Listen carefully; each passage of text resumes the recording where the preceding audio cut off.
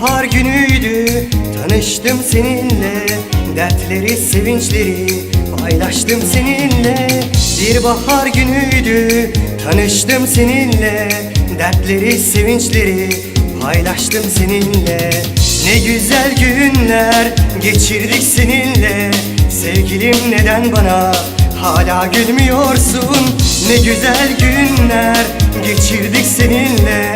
Sevgilim, neden bana hala gülmüyorsun?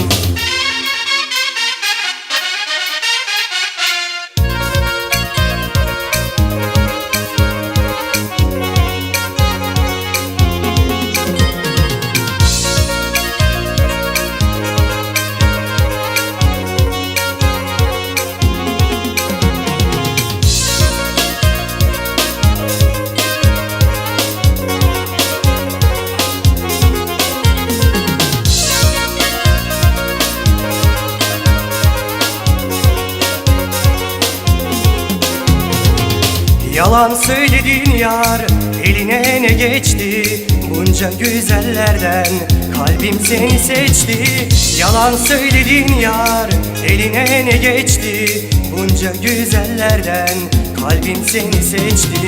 Ne güzel günler geçirdik seninle.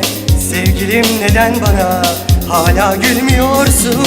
Ne güzel günler geçirdik seninle. Sevgilim, neden bana hala gülmüyorsun?